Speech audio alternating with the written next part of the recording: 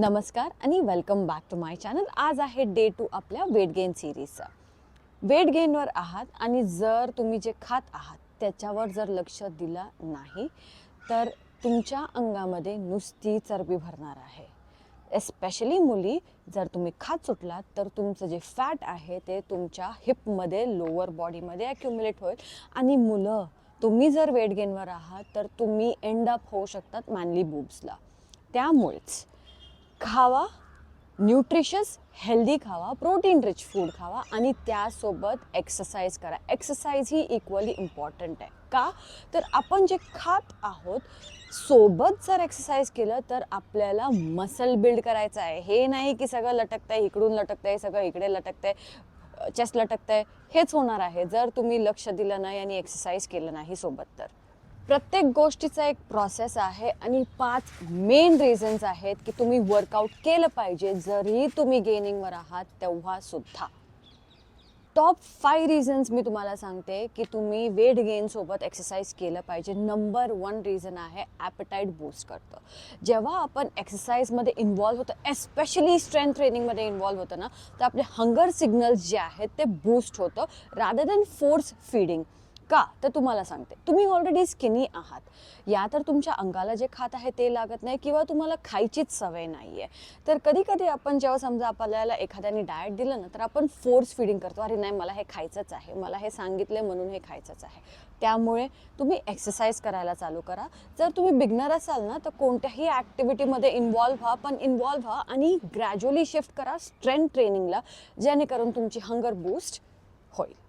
Exercise करायचा second reason आहे, तोही इम्पॉर्टंट आहे, जे इम्प्रूव्ह करतं न्यूट्रिएंट पार्टिशनिंग. ह्याचा अर्थ हे की जे तुम्ही खात आहात ना ते तुमच्या मसल बिल्डिंगमध्ये जाणार, मसल ग्रोथमध्ये जाणार, रादर फॅट स्टोरेज होणार नाही. तर म्हणूनच एक्सरसाइज करा. मसल ग्रोथ सपोर्ट करतं आणि हेल्दी वेट गेन सपोर्ट करतं. फॅट स्टोरेज नाही, हेल्दी वेट गेन सपोर्ट करतं. 5th reason, resting metabolic rate. हे तुम्ही ऐकलत असाल, जर नसाल ऐकलं तर ह्याचा अर्थ सिम्पल आहे. जे वर्ड आहे ते सिम्पल आहे. रेस्टिंग म्हणजे वर्कआउट नंतरही, स्ट्रेंथ ट्रेनिंग केल्यानंतरही जेव्हा तुम्ही रेस्टला आहात ना तेव्हा तुमचे कॅलरीज बर्न होत आहे. म्हणजे इमॅजिन करा, तुम्ही खाल्लंय आणि तुम्ही एक्सरसाइज केलंय, त्याच्यानंतरही कॅलरीज बर्न होत आहे. आपण बघितलं importance of exercise in weight training. आता बघूया काही एक्सरसाइजेस जे तुम्हाला हेल्प करेल तुमच्या वेट गेनच्या जर्नीमध्ये. हे बेसिक सगळ्यांनाच ऑलमोस्ट एक्सरसाइजेस येतात, फक्त फॉर्मचं लक्ष द्या. जर तुम्ही नवीन असाल तर प्लीज हे वर्कआउट ट्राय करा under someone's supervision. Squat, usually आपण कंपाऊंड एक्सरसाइजेस टार्गेट करतो वेट गेनसाठी, जे मल्टिपल मसलला इन्व्हॉल्व करतं, जसं की स्कॉट, डेडलिफ्ट, बेंच प्रेस. हे 3 जे आहे ना ते बेसिक आहे, ते तुम्ही केलंच पाहिजे.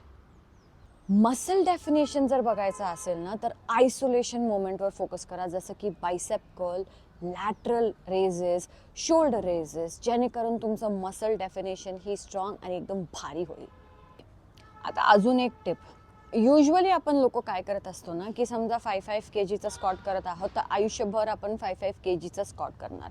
पण आपल्या लाईफमध्ये, आपल्या ओव्हरऑल हेल्थमध्ये किंवा फिटनेस गोलमध्ये एक प्लॅटो येतो की त्या पॉईंट नंतर तुमची बॉडी प्रोग्रेस करायला ड्रिप होऊन जाते. म्हणून आपण रेकमेंड करतो की प्रोग्रेसिव्ह वर्कआउट करा. आज 5 kg केलं, 1 वीकचा टाईम लागेल, 2 वीकचा टाईम लागेल, पण नेक्स्ट टाईम अटेम्प्ट करा हायर वेटनी किंवा in terms of reps also. जर तुम्ही बॉडी वेट करत असाल, आज तुम्हाला 5 रेप जात आहे, मॅक्सिमम स्ट्रेच पुल करा 10-15. तुमचं बॉडी ॲबिलिटी, कॅपॅसिटी जे आहे त्याला पुश करा आणि बियॉन्ड जावा, तेव्हाच तुम्हाला प्रोग्रेस दिसेल. ॲक्च्युली हे वेट गेनचं रेकमेंडेशन आलेलं मला एका कमेंटवरून. जर तुम्हालाही काय व्हिडिओज बघायचं असेल, काही डाऊट्स असेल किंवा ह्यावरही डाऊट असेल तर प्लीज मला कमेंट सेक्शनमध्ये नक्की कळवा. नवीन असाल ह्या चॅनलला तर सबस्क्राईब करा आणि नसेल जरी अजूनपर्यंत केलं तरीही सबस्क्राईब करा. आपण भेटूया आपल्या पुढच्या व्हिडिओमध्ये. तोपर्यंत धन्यवाद.